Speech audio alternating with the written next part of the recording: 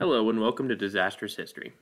My name is Anthony, and I am the host of this wonderful mess of a show that will attempt to chronicle some of the biggest and most interesting disasters, messes, and all-around screw-ups that have happened throughout the centuries. This week's episode is of a different kind of disaster. This week's episode is on the assassination of Archduke Franz Ferdinand of Austria. The assassination of the Archduke essentially started what became known as both World War I and the War to End All Wars, which turned out to be a lie, but hey, they tried. So, why was this man so important? Why would anyone want to assassinate him? And why would it start a global conflict that ended at least 3 empires and dragged the United States across the ocean into it? Let's find out. As a quick aside, there are some names in this episode that I may struggle to pronounce. I've done my best to figure out how to pronounce them ahead of time, but if I butcher them, I apologize ahead of time. Anyway, Franz Ferdinand was born in Graz, Austria on the 18th of December, 1863. His father was Archduke Karl Ludwig of Austria. Karl Ludwig was the younger brother of the current emperor, Franz Joseph I. His mother was Princess Maria Annunziata Isabella Filomena Sabazia of Bourbon Two Sicilies. As a quick side note, the Kingdom of Two Sicilies was formed when the Kingdom of Sicily and the Kingdom of Naples merged. It was called the Kingdom of Two Sicilies because the Kingdom of Naples was also sometimes called Sicily, and so they decided to call the new kingdom Two Sicilies, because the human race has never been good at naming things. But anyway, at the time of his birth, Franz Ferdinand was at least 3 spots out from being the heir to the Austro-Hungarian throne. So, to explain that better, on the throne was his uncle, Franz Joseph I. The first in line, his cousin, was Crown Prince Rudolf, Franz Joseph I's son. Second in line was Franz Ferdinand's dad, Archduke Karl Ludwig. That makes him third in line. At the time of Franz Ferdinand's death, however, he was first in line. How did he end up first in line? Let's figure that out real quick. Rudolf committed suicide in 1889 at his hunting cabin with his 17-year-old lover, Marie Fran von Vatsera. This moved Franz Ferdinand up to second in line for the throne. Then, in 1896, his father, Karl Ludwig, died of typhoid fever he contracted possibly from drinking contaminated water in Jordan on a trip to Egypt, thus moving Franz Ferdinand up to first in line for the throne of the Austro-Hungarian Empire. This was not ideal for the Emperor Franz Joseph I. Number one, his son had committed suicide. That's never good. He also lost his brother. But also, the Emperor did not like Franz Ferdinand at all. Franz Ferdinand seemed to have a bit of a temper and was a bit unpredictable. It was very common to find Franz Ferdinand and Franz Joseph I arguing and screaming at each other. So Franz was not well liked in the Austrian imperial family. The other issue that Franz Ferdinand fell into was he fell in love with lady-in-waiting Sophie Chotek. To have succession rights in the Habsburg dynasty, you had to be one of the ruling dynasties in Europe. Sophie was not. Therefore, in order for Franz Ferdinand to be allowed to marry Sophie, he had to forfeit all succession rights for his children. He did so because he appears to truly have been in love with Sophie. The Archduke appears to have been a very avid hunter. He had over 200,000, yes, 200,000 trophies from his various hunts across the world in his house. He went on a hunting trip with the Duke of Portland and Nottinghamshire in England in the fall of 1913. During that trip, one of the people loading the guns for the Archduke and the Duke tripped and caused both barrels of the gun to fire. In the Duke of Portland's memoir, he stated, "One of the loaders fell down. This caused both barrels of the gun he was carrying to be discharged, the shot passing within a few feet of the Archduke and myself. I have often wondered whether the Great War might not have been averted, or at least postponed, had the Archduke met his death there, and not in Sarajevo the following year." The war to end all wars was almost avoided before it could even begin, by a stray shot in a hunting accident. To give you an idea of what the world looked like in 1914, at the time of Franz Ferdinand's assassination, the Austro-Hungarian Empire was one of 6 great powers in Europe. Austria-Hungary was allied to Germany. Britain, France, and Russia were all allied together. There were a smattering of other lesser powers throughout Europe, but these are the big ones. One of those lesser powers was Serbia. Serbia had just recently doubled the size of its territory and felt like they were on the fast track to restoring the Serbian kingdom of the Middle Ages. They had just defeated Turkey and Bulgaria in wars and were riding high. But of course, that big old powerhouse, Austria-Hungary, had annexed the state of Bosnia-Herzegovina in 1908. Why did this infuriate the Serbians so badly? Well, Bosnia-Herzegovina was the home of around 2 million ethnically Serbian people. It also denied Serbia access to the Adriatic Sea, which is important both militarily and economically. This kept Serbia landlocked and kept away from important trade routes. And then, there were issues with the ethnic Serbians being essentially pushed out and persecuted against. All of this, along with some other issues, made Serbia and Serbians in Bosnia-Herzegovina very angry. All this anger culminated in an attempted assassination of the Emperor of Austria-Hungary in Sarajevo on June 15, 1910. The attempt was made by a man named Bogdan Zaric. At the last minute, he apparently had a change of heart about assassinating the emperor because he instead aimed at the governor of Bosnia-Herzegovina, General Marijan Varasanin, and fired 5 shots from close range. Fortunately for the governor, he missed with all 5 shots. His final words were, "I leave it to Serbdom to avenge me." Then he shot himself dead with the last bullet. This act woke up the younger generation of angry Serbians. Zaric became a martyr to young, mad Serbians everywhere in Bosnia-Herzegovina and in Serbia itself. An organization called Narodna Odbrana, or National Defense, was created. They were highly visible, participated in public activities, and were active in the politics and the military. All in defense of the idea that an independent Serbian state, all the way to the Adriatic, was necessary. They performed spy activities under the auspices of cultural or sporting organizations. But the National Defense had a dark part. Out of the National Defense Organization, another secret group was created.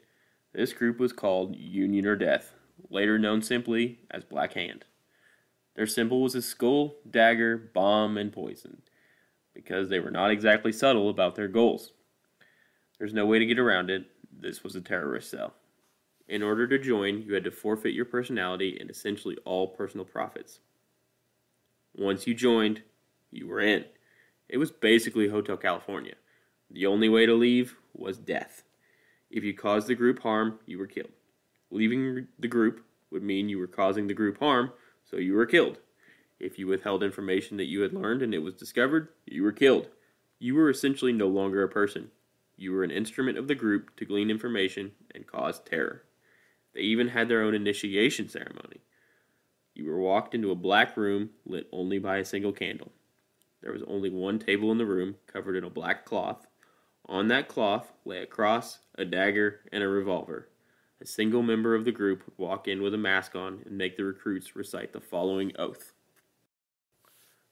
I, on becoming a member of the organization Union or Death, swear, by the sun that warms me, by the earth that nourishes me, before God, by the blood of my ancestors, on my honor, and on my life, that I will, from this moment till my death, be faithful to the laws of this organization, that I will always be ready to make any sacrifice for it. I swear before God, on my honor and on my life, that I will take all the secrets of this organization with me to the grave. May God confound me, and may my comrades in this organization judge me if I trespass against or either consciously or unconsciously fail to keep my oath. So yeah, they weren't screwing around. They were serious about their cause, and they were willing to kill or be killed for it. The Black Hand ended up being the funding and support behind the assassination of Archduke Franz Ferdinand. The order for the assassination came from the leader of the Black Hand, Dragutin Dmitrievich, otherwise known as Apis. The original plot had been to assassinate the governor of Bosnia, General Oskar Potiorek. However, the men who had been tapped to perform the assassination got nervous and threw their guns and cyanide capsules out a train window for fear of being captured. Then the Black Hand learned that Franz Ferdinand was to travel to Sarajevo in June of 1914 to view some military exercises and meet the people and show support for the area and for the area to show their support for the empire. They would show their support all right.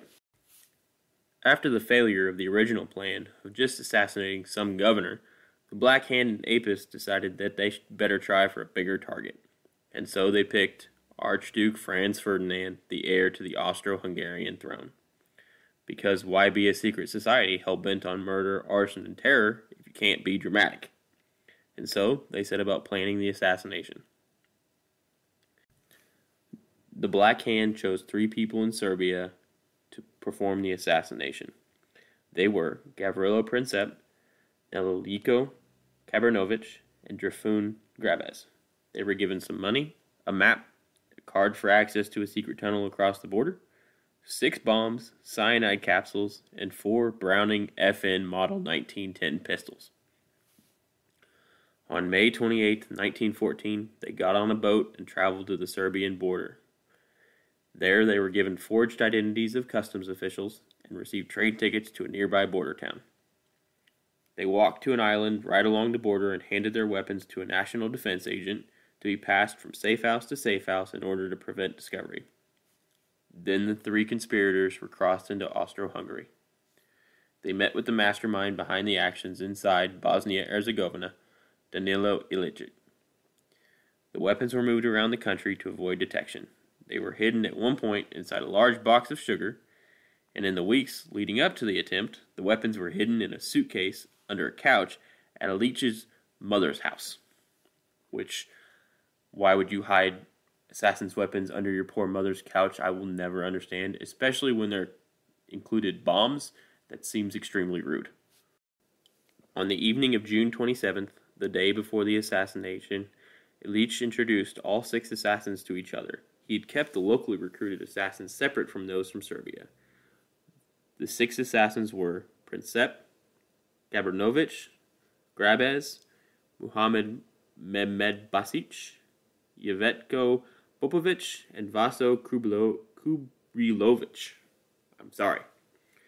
On the morning of the attempt, Franz Ferdinand and his wife Sophie were placed in a car with the local governor, General Potiorek, and Lieutenant Colonel Count Franz von Harrach in the 3rd car in line with 3 more cars behind them. The first stop was for an inspection of a military barracks in Sarajevo. By 10 a.m., the motorcade was supposed to leave the barracks for town hall along the Apple Quay. It was supposed to be arranged ahead of time that military troops would line the street for security. This was decided against at the last minute because it would offend the citizens of Sarajevo. Seems like a poor choice, but what do I know? Because of this baffling decision, security was left to the Sarajevo Police Department. Only about 60 to 100 officers were on duty at the time. Not nearly enough for a crowd coming to see the heir to the Austro-Hungarian throne in an open car. So, it's 10 a.m. Franz Ferdinand and his wife are in a 1910 Grafenstift sports car with the top down. They are traveling along the Apple Quay past the first assassin, Mehmed Basic. He was armed with a single bomb in front of the Mostar Cafe on the south side of the road. Franz Ferdinand and his wife passed by, and he did nothing. 1 assassin down, 5 to go. Next up is Kabranovic. He was armed with a bomb, and he actually threw it, and it hit its target. Success. Except, well, not really. It bounced off the convertible cover and landed in the street. The timer on that bomb blew up underneath the car behind Franz Ferdinand's car. The only injury suffered by the couple was a small scratch on Sophie's cheek from being grazed by either the bomb's detonator or some other shrapnel. And if she was grazed by the bomb's detonator, Kabranovic should have been a quarterback because that's a really impressive throw. Thinking he had achieved his goal, Kabranovic swallowed his cyanide capsule and jumped over the embankment into the river. Except, the cyanide capsule was old, and throw it, so it started to make him throw up. And the river was more riverbank than river because it was summertime. So he was quickly captured and beaten by a mob of people. A local barber was so mad he had to be talked down by a police officer from shooting Kabranovich on the spot. Interestingly enough, when Kabranovich had knocked the cap off the bomb, Count Harrach had heard it and thought the tire had blown out. He actually said to the driver, "Bravo, now we'll have to stop." Luckily for them, the driver did the exact opposite of that because he had seen the bomb flying through the air and stomped the accelerator. 2 assassins down, 4 to go. Next up, we have Princip. He witnessed Kabranovich be arrested and stated that he briefly considered shooting Kabranovich and then himself to end it all, but decided against that plan. So he did nothing. 3 assassins down, 3 to go. Next was Kubrilovich. He fled after the bomb was thrown without having fired a shot. He hid his gun behind some boxes. 4 assassins down, 2 to go. Next was Popovich. He left his bomb behind a box in the basement of the building. In court, he admitted he lost his courage and fled. 5 assassins down, 1 to go. The final assassin was Grabez. Grabez failed to act. He told a friend before being arrested that he was too crowded by people to pull out his bomb. He told police he was too scared to act. 6 assassins down, 0 left. For now. Eventually they made it to town hall. Upon arriving at town hall, Franz Ferdinand angrily shouted, "So this is how you welcome your guests? With bombs?" He was supposed to give a speech, but he didn't want to. He was finally talked into it by some of his compatriots. The original plan was to go to a new museum for the opening. However, after what had happened and the car behind him had blown up, Franz Ferdinand insisted he go visit the wounded at the hospital. Prior to leaving the town hall, Franz Ferdinand was told that Kabranovich had been arrested. He is reputed to have replied, "Hang him as soon as you can, or else Vienna will send him a decoration," hinting at the distaste many in Vienna had for the Archduke because of his temper and personality, which he was currently showing off. So, after the events of the morning and the, unbeknownst to them, 6 assassination attempts that they had just thwarted, they decided that instead of going to the museum, they were going to go to the hospital first, and they were going to go straight down the Apple Quay rather than turning onto a side street, Franz Joseph I Street, ironically, like the original plan had said. The problem was, the man who was supposed to relay this to the drivers was injured in the previous attack and was obviously in the hospital. So obviously the drivers were not told of this change in plans, because telling drivers of a change in plan is apparently beneath royalty. So off they went again with a very displeased Archduke. This time, Count Harrach had decided to stand on the footboard to try and shield the Archduke from any more would-be assassins. Unfortunately, the lack of communication meant that the driver of the first car turned right along the original route, which happened to be right where Gavrilo Princip was now standing with a bomb and a gun. You see, Princip had crossed the street into the shade in an attempt to get away from the crowd. It was a hot day in June, so I can't really blame him for trying to get into the shade and away from all those people. He walked a little way down Franz Joseph Street and stopped in front of a food shop owned by a man named Moritz Schiller. While Princip was standing there, he was approached by a friend, Mihailo Pusara. Pusara asked a couple questions, and before Princip could answer, the Archduke's motorcade turned down the street. The lead car had turned down the wrong route, and Archduke Franz Ferdinand's car had followed him. General Potiorek, ostensibly in charge of the security for the day, immediately pleaded with the driver to go back. So he stepped on the brakes and began to back up. This lined Princip up for a nice, easy shot. He took a few steps forward and fired into the car. He hit Archduke Franz Ferdinand in the neck and Sophie in the abdomen. Now it is rumored that Princip was eating a sandwich when the motorcade turned down Franz Joseph Street, but this is probably untrue, even though it would be pretty hilarious. It is not mentioned anywhere in the court record by Princip or witnesses. It is quite possible that he was planning on getting lunch there. It was about 10:45 in the morning, and I don't know for sure, but I would assume attempting to assassinate the heir to one of the largest and most powerful empires in the world at the time would make you work up an appetite. Princip then attempted to commit suicide, but a man behind him, Ante Velich, grabbed his arm. A struggle ensued between a mob, Princip, and police officers. Princip apparently attempted to fight off the police officers so the mob could lynch him, but was unsuccessful. At some point, he had in fact managed to swallow the cyanide pill, but all it did was make him vomit, because it was old. Meanwhile, in the car, the other individuals believed that it had been another failed attempt. Count Harrach had blood on his cheek from trying to stop the Archduke's bleeding, and upon seeing it, Sophie asked what happened to him before slumping down. Count Harrach and General Potiorek believed she had just fainted. At this point, the Archduke called out, Sophie dear, don't die, stay alive for our children," before he too slumped down. Count Harrach then asked if the Archduke was all right, and he repeated, "It is nothing, it is nothing, it is nothing," over and over again, until it faded away. The two made it to the governor's mansion, but both died within an hour of arriving. An outpouring of grief came in from around the world for the family. Many thought, albeit secretly, that it was a good thing. Many believed Franz Ferdinand would become an enemy because of his political stances. In one of the most freezing cold takes of all time, the Italian foreign minister at the time stated, "World peace will not be any worse off." How quickly he would be proven wrong about that. And a certain, soon-to-be infamous, Italian editor wrote, "Hail to the gun of Princip and to the bomb of Kabranovich."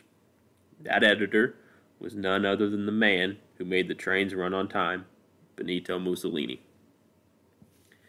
After the assassination, the emperor was notified, and it spread like wildfire through Serbia. To the Serbians' credit, they did their best to tamp down celebrations, because many in Serbia hated him, and closed all shops and theaters by 10 p.m., and banned parties and dance halls. At first, Princip and Kabranovich were the only two that had been arrested. Their story was they worked together and had received the weapons from partisans. Both motives appeared to be nationalism. It all made sense for the police in Sarajevo. Meanwhile, Sarajevo police rounded up large amounts of suspected dissidents. One of those was Danilo Ilic. He was under no major suspicion, but they had known that Princip had stayed with him in the days prior to the assassination. But Ilic was scared and immediately offered a deal to confess everything if he was saved from the death penalty. How badly that would go for him. What Ilic said blew up the previous story. Ilic gave up Grabez's location to the police, who was arrested immediately. Police quickly followed up by arresting Kubrilovic and Popovic. That only left Mehmed Basic, and it's very likely he could have escaped. He had made it across the border with Montenegro, and Montenegro was officially neutral. But Mehmed Basic could not keep his stupid mouth shut. He was boasting loudly in public that he was one of the assassins that everyone was talking about, and was quickly arrested by authorities. Then, the king of Montenegro realized, "Oh, crap, most of my citizenry supports this guy and views him as a hero. But I also have an extradition agreement with Austria. What do I do here?" Well, it turns out you can just let him escape and then pretend to have no idea where he's going. As long as he keeps his stupid trap shut for once, it'll be okay. And to Mehmed Basic's credit, he did stay shut up. Then Ilic began to implicate people that were actually in Serbia. A Serbian railway worker that had helped them, and a major in the Serbian army that had helped to supply them with weapons. It was enough evidence that Austria-Hungary felt that they could force an ultimatum upon Serbia. Austria-Hungary's demands included arresting all involved in the assassination, stopping all anti-Austrian propaganda in Bosnia-Herzegovina, and stopping the flow of weapons across the border. The one issue with the Austrian demands was they made no actual mention of the Black Hand, and in the eyes of the world, the Austrian evidence was not enough to fully implicate the Serbian government in the actual assassination.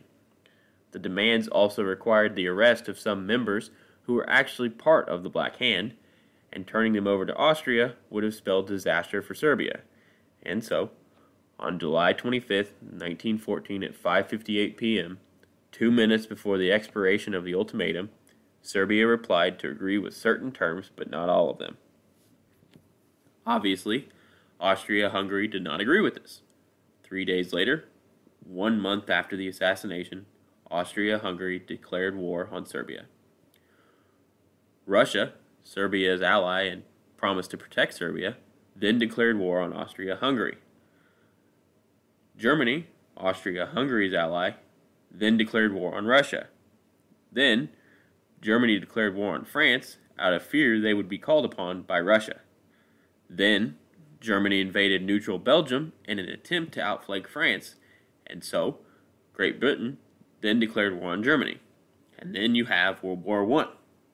All because some guy took a wrong turn in front of a restaurant. At the trial, all of the would-be assassins admitted to guilt, all except Gavrilo Princip. Princip stated, "I am not a criminal, for I have removed an evildoer. I mean to do a good deed." He also stated that he had killed the Archduchess accidentally and meant to aim at the governor. Therefore, he believed he was not guilty. The only real issue with the trial was Gavrilo Princip's age. In Austria-Hungary, the death penalty was not allowed for those under the age of 20. There was a debate on when Princip's birthday was.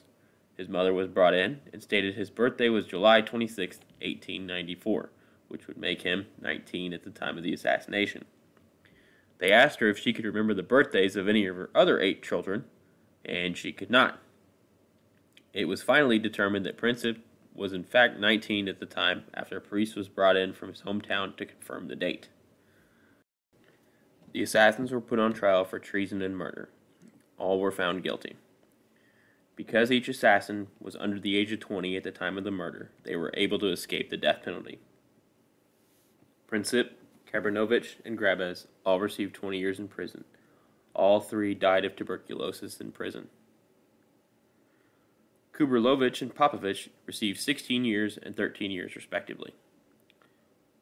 All except Popovich were required 1 day fasting each month, and every June 28th they were forced to spend 24 hours in solitary confinement in the dark. Illich was over the age of 20 at the time of the assassination and was executed by hanging on the 3rd of February 1915. 2 other co-conspirators were executed by hanging on the same day. Apis, the mastermind behind the entire plot who had actually ordered the assassination and the leader of the Black Hand, was finally arrested and found guilty in 1917. He was executed by firing squad on June 26, 1917, almost 3 years to the day after the assassination he personally ordered. Mehmed Basic, who we can all agree was released by Montenegro back in 1914, was finally arrested in 1917. He received a 15-year prison sentence, but was released in 1919. He ended up being killed during World War II. It's hard to imagine how a single wrong turn down a street could lead to 2 world wars and millions upon millions of deaths. But that's exactly what happened. A single wrong turn allowed Gavrilo Princip to take the shots that would lead to the dissolution of the Austro-Hungarian Empire, the Ottoman Empire, and the German Empire. It would also lead to the downfall of the Tsars in Russia and the introduction of the United States to the world stage. And with that, we come to an end of this week's episode.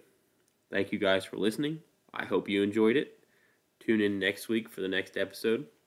I know last week I promised you guys that this week would be the Erfurt latrine disaster, but unfortunately that needed to have more research done, so that'll be a later date.